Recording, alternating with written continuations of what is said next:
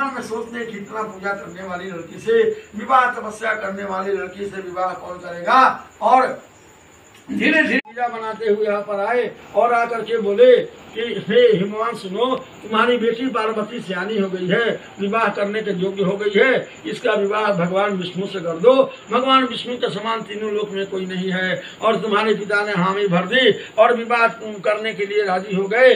नारद जी बिना बजाते हुए भगवान विष्णु के पास गए और जाके बोले कि हे भगवान विष्णु, हमने आपका विवाह तय कर दिया है। और भगवान विष्णु मुस्कुराने लगे जब तुम्हारे पिता ने तुमसे कहा कि हे पार्वती, तुम्हारा विवाह भगवान विष्णु से तय हो गया तो तुम बड़ा दुखी हो गई और कहने लगी कि हम भगवान विष्णु से कैसे विवाह कर सकते हैं बिना अपने पिता से कुछ कहे। आधा रात में ही घर से उठ करके अपने सखी के घर चली गई। जाकर के बोली कि हम अपने शरीर को त्यागना चाहते हैं क्योंकि हम भगवान शिव को छोड़ के किसी से विवाह नहीं कर सकते हैं। यह सुन करके तुम्हारी सखियां कहने लगी कि सुनो, शरीर के त्यागने से कुछ नहीं होगा, चलो हम लोग किसी ऐसे जगह चले जहाँ तुम्हारे पिता भी तुम्हें ढूंढ नहीं सकते हैं। और तुम एक भयानक वन में प्रवेश कर गई। सुबह उठ करके तुम्हारे पिता तुम्हें ढूंढते रहे, नहीं मिलने पर बार बार मूर्छित होकर के गिर पड़ते थे। कहते थे कि पता नहीं कोई बाघ उठा करके ले गया या किसी सांप ने काट दिया, आखिर मेरी पुत्री कहाँ गई। बार बार तुम्हारा नाम लेकर के पुकारते थे और मूर्छित होकर के गिर पड़ते थे। इधर तुम चलते चलते एक ऐसे जगह पर पहुंच गई जहाँ एक नदी बह रही थी, वहीं पर एक गुफा थी। उसी गुफा में तुमने अपना आश्रय बना लिया और मेरी पूजा आराधना शुरू कर दी। बालू का एक प्रतिमा बना करके मेरा पूजा करना शुरू कर दिया।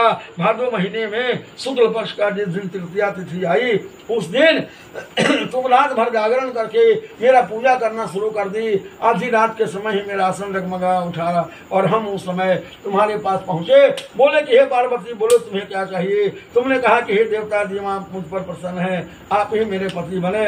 मैं तथास्तु कह करके कैलाश पर्वत पर वापस आ गया था और तुमने दूसरे दिन प्रतिमा को नदी में प्रवाहित कर दी। और उसी समय तुम्हारे पिता भी तुम्हें ढूंढते ढूंढते आए, तुम्हें छाती से लगा करके रोने लगे, कहने लगे कि इस भयानक मन में तुम क्यों आई थी। तुमने कहा था कि हे पिताजी, मैं भगवान विष्णु से विवाह नहीं कर सकती थी, भगवान शिव से ही मुझे विवाह करना था। भगवान शिव ने हमको आशीर्वाद दिया है, वह हमसे विवाह करने के लिए तैयार हो गए हैं और हमारा तुम्हारा विवाह हो गया। तब से हमने कभी इस व्रत को किसी से नहीं कहा। यह सुन करके पार्वती जी कहती हैं कि आपने व्रत का नाम बता दिया, आप यह बताइए कि व्रत कौन करता है, व्रत करने से क्या फल मिलता है।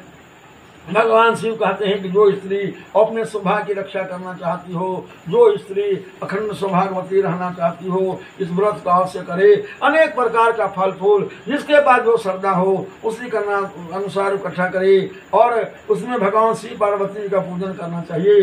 प्रार्थना पार्वती जी से किया जाता है। कहा जाता है कि हे शिवे, हे शिव रूप ने आपको नमस्कार है, मंगल को देने वाली आपको नमस्कार है, आपको सदा के लिए नमस्कार है। हे शिव रूप ने आपको नमस्कार है, ब्रह्म रूपनी आपको नमस्कार है, जगद्धात्री आपको नमस्कार है, सिंह वाहिनी आपको नमस्कार है। हे भगवती पार्वती, आप मेरी रक्षा करते रहें। इस कामना पूर्ति के लिए हमने आपकी पूजा की है। हे पार्वती, मुझे राज्य और सौभाग्य दें, मुझ पर प्रसन्न हो जाएं। इन्हीं मंत्रों से पार्वती और शिव जी का पूजन करना चाहिए। इसके बाद विधि पूर्वक कथा सुनना चाहिए। ब्राह्मण को जो कुछ हो वह संकल्प करके दान करना चाहिए।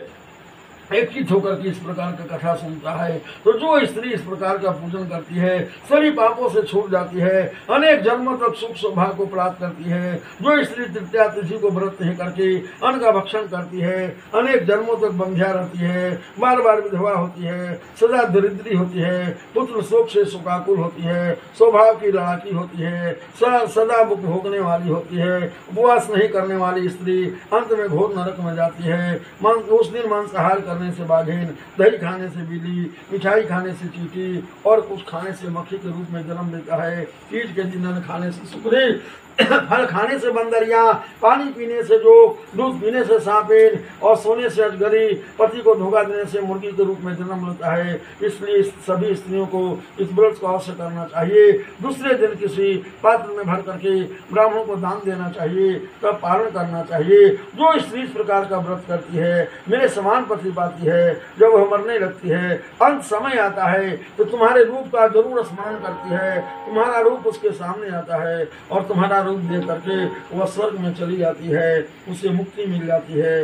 इस कथा को जो सुनता है उसको भी 1000 अश्वमेध यज्ञ करने का फल मिलता है। इसलिए हे देवी, मैंने व्रतों में उत्तम व्रत किया है। जो स्त्री अपने स्वभाव की रक्षा करना चाहती हो, अखंड सौभाग्यवती रहना चाहती हो, इस व्रत को अवश्य करे। प्रेम से बोले शंकर भगवान की जय, मैया पार्वती की जय। छोड़ दिए।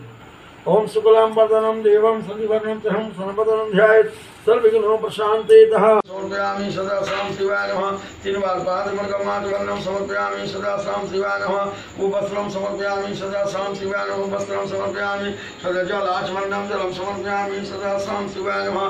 चन्दनं चन्दनं वन्दति नीतं वायुतं वाकनासनम् आपदाहर्ते नीतं नानाविघ्नं समर्पयामि सदा सां शिवाय नमः।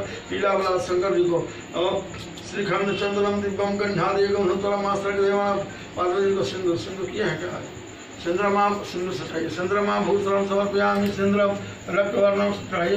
चंद्रमा भूषणम पार्वती को दिए। चंद्रमा भूषणम समर्पयामि सिंदूरम रक्तवर्णम सिंदूरम तिलकम प्रियम सिंदूरम समर्पयामि सिंदूरम आभूषणम समर्पयामि मल्लादिनी सुगंधनि मायादी तानि प्रभु मायातानि खरिसदार्जमुनि मायातानि पूजतां पुष्पं समर्पयामि कांडात् कांडात् प्रहंति सुब्रह्मण्य नमः।